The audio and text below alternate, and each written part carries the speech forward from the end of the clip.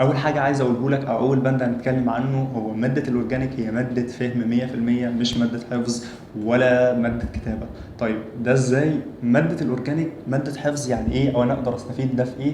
ان انا عايز اقوله لك ان اي معلومه هتاخدها من الدكتور، هتاخدها من اليوتيوب، تاخدها مني في ماده الاورجانيك، ما تكتفيش بيها ابدا. انت روح اقعد دور وراها، اعمل سيرش، اسال شات جي بي تي، روح اسال جوجل سكولر، روح لكل المصادر اللي قدامك، روح اسمع فيديوهات بالانجلش عن الموضوع ده. ما تسيبش الموضوع ابدا، روح تحاول تدور على كتاب اورجانيك تلاقي فيه في الفهرس العنوان اللي احنا قلناه لك ده. ما تسيبش الموضوع ابدا مفتوح. ماده الاورجانيك ماده كبيره بجد وواسعه.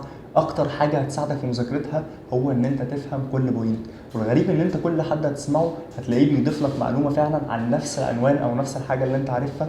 فموضوع الفهم هو اكتر حاجه هتثبت لك المعلومه وهتوصلك ليها بشكل صحيح. دي كده اول بوينت. من اهم الناس اللي ممكن تسمعهم على اليوتيوب لماده الاورجانيك هو دكتور احمد العيدي، خصوصا ان المنهج بتاعه يعني بيشرح منهج صيدله بتاع الاورجانيك مش منهج علوم. خد بالك ماده الاورجانيك دي ماده مشتركه ما بيننا وما بين كليات علوم، فوانت بتدور وبتسمع سيرش ما تروحش العلوم قوي لانهم بيتطرقوا لجوانب تانية من الاورجانيك، لان هم بيدرسوا الاورجانيك بشكل تفصيلي حرفيا.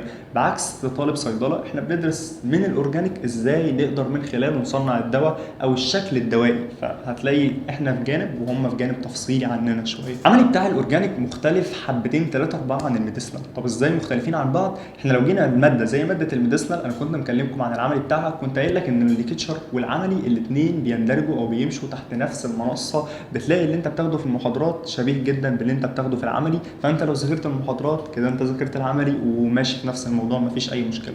لكن لما تيجي بقى على حاجه زي الاورجانيك، لا، العملي بيكون في حته والمحاضرات بتكون في حته، والتشابه ما بينهم مش اقصى حاجه، فانت بتضطر تذاكر ده على حده وده على حده. فموضوع العملي بتاع الاورجانيك يعني بلاش تهمل العملي بتاع الاورجانيك عشان ما تندمش، خصوصا ان هو ساعات بيكون فيه فعلا حاجات رخمه وبيكون فيه مسائل وافكار مش سيمبل قوي زي بقيه العملي اللي انت هتاخده.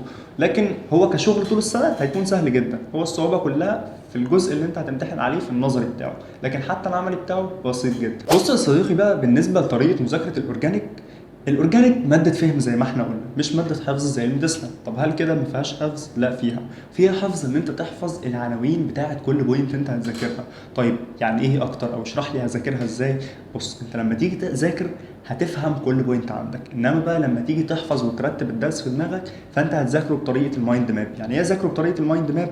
يعني انا هخلي كل بوينت تيجي قدامي هرسم لها دايره، وكل دايره هخرج منها تفرعات، ودي هتكون الطريقه اللي هتذاكر بيها الماده. يعني مثلا لو جينا لحاجه زي الالكين مثلا، لو انا جيت اذاكر الرياكشن بتاعت الالكين، او عامل الالكين في النص واقوم مخرج منه حاجتين، اول حاجه الهالوجينيشن، تاني حاجه الكومبوزيشن، واكون حافظ التفاصيل اكون فاهم التفاصيل بتاعت دي واكون فاهم التفاصيل بتاعت دي. حاجه اخيره بقى عايز اقولها لك في الاورجانيك عشان اكون قفلنا صفحتها تماما، الاورجانيك لازم تذاكرها اول باول، لان الفهم بتاعها مش هيوصل لك من اول مره ابدا، ولا تاني مره ولا تالت مره. مع التكرار فعلا هتبدا تفهم، انما الحفظ انت ممكن تلم حفظ الاورجانيك كله في يوم واحد، لكن ان انت تكون فاهم التفاصيل اللي جوه استحاله تفهمها من اول مره.